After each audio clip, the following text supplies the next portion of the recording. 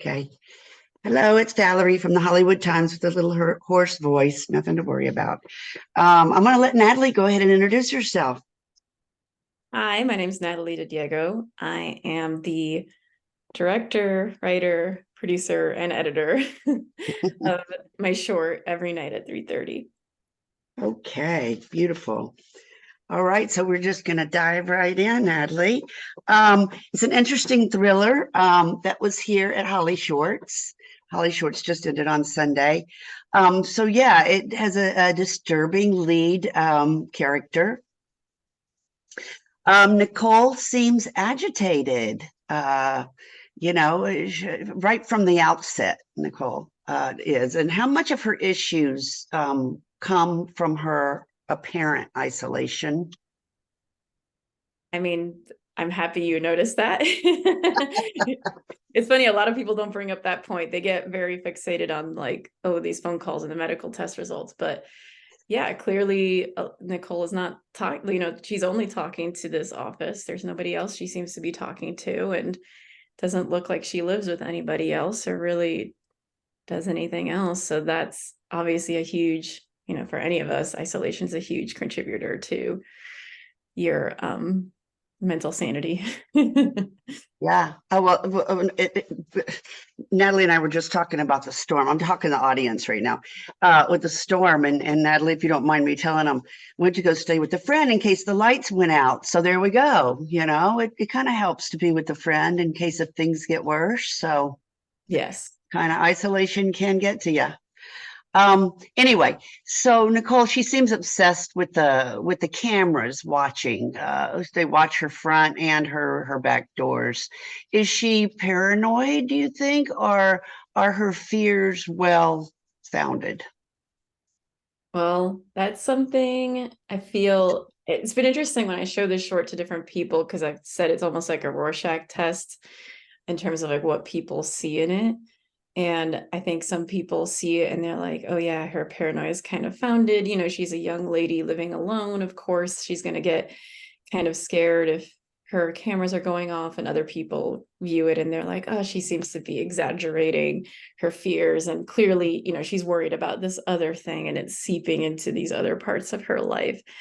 And to be honest, I mean, I wrote it, of course, with my own perspective in mind, but I also really love making something where people have differing opinions on, what exactly is going on. So I actually find both kind of valid, to be honest. Yeah, you're kind of right. It's kind of for the audience to decide, right? Mm-hmm. She's also obsessed with her mysterious test results, as you were talking about a minute ago. How much does the delay in getting them back fuel her fear and paranoia? Do they have something to do with her psychosis? We're hearing this through Nicole's eyes. Is the nurse on the phone really that snarky? She's pretty snarky. Or is she reading it that way? Is Nicole reading it that way? I That's mean, interesting. Yeah, yeah. I mean, so it's funny with this aspect, admittedly, this is where some of my own personal stuff comes in. So I was inspired to write it because I was diagnosed with ovarian cancer and I'm in remission now. Everything's good, thankfully. But I had a lot of like test results and scans, and even after it's over, you have to be scanned every 3 months. And so every time you do those, there's a lot of anxiety and there's a lot of waiting and like you're never sure how long it's going to take. And I had it once where there were issues and I wasn't getting my results back, and it was very frustrating. And I will say, like, yes, most of the time nurses are really great. I did actually have one very snarky nurse that I was channeling when I did this. But I think also it is valid to say, like, the only perspective we're getting in this short is Nicole's perspective. And so, we don't know how reliable that is, considering her circumstances. And so it's possible, that even the nurse and everything is not as bad as it is. But again, when you're alone, when you have your fear, you know, kind of playing with your mind, because that's really what it is. It's the fear of the unknown that is the hardest part, you know, about life in general, but especially when you're dealing with potentially, you know, devastating news. So when she finally sees someone at the door, it's her.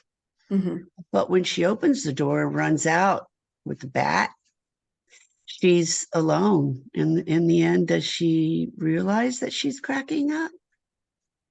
I think that's accurate to say, because, you know, I think too, when you're dealing with fear, you know, if you don't deal with it, per se, if you're just kind of burying things, it only gets worse, versus if you actually confront that fear and you actually try to look at it and define it, I think it loses a lot of its power. And I think that's what my hope for Nicole is, that that's what ultimately happens for her, is that she has her moment where she gets that, you know, 100-foot view of what's going on and is kind of brought back to reality a little bit. What inspired you to make the film? Um, God. So my biggest inspiration was just my own anxiety. Yeah. I think I was going through a lot of really difficult things at the time, and I also did want to make a short. I am a editor professionally, but I really want to write and direct. And I thought, first off, like giving myself limitations, like just having one character, just having them in one location would help me, because it was all self-financed. And but then I started wondering, well, why would there be one person, one location? Why are they isolated? What happens when they're alone?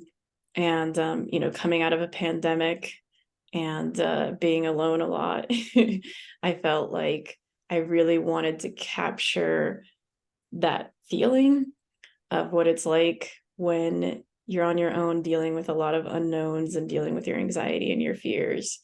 And I also have my own security system, and I find it scary. Like whenever the thing dings and you hit it, like I remember always wondering, what am I going to do if there's a guy standing right there? Exactly. Like in a way, having it made it worse. And the footage itself is also just very creepy, especially the nighttime footage. So I had that idea of like, well, what if somebody started saying something in their cameras? And so that was kind of like the basic premise that took off from there. And I really love movies and shorts that capture kind of a feeling, you know, trying to express like, this is what it's like in this moment. And so that was my hope, was to kind of like, in a way, a very expensive therapy session of just, you know, being like, yeah, this is what it's like when you're isolated and you're anxious and you're afraid. Yeah. So you must like horror movies. That's funny because I'm not a big horror movie Oh person. my goodness, you're kidding. Yeah. So it's funny because my friends are like, I thought you don't like horror movies, but you basically wrote one. And it's Yeah, funny, a lot of times when I write, there's sometimes is an element of horror to it. And I'm like, I don't, it's just what comes out of me. And I don't like see a lot of horror. I mean, I like some horror movies, but for the most part, I don't watch a lot of them. So that's so interesting. Mhm. So your experience at HollyShorts. So I guess I wasn't at your showing. And so did they get you up at the end with the rest of the shorts at that block and Um, introduce you and have Q&A? Unfortunately, because it was so late, we actually did not have Q&A. They didn't. Mm-mm. Okay. So in your opinion, have you been to other film festivals? Not with my short. This was the world premiere of my short. I've Oh, been, yeah, I've been to Sundance for something I edited. But HollyShorts was my first time with something I made. okay.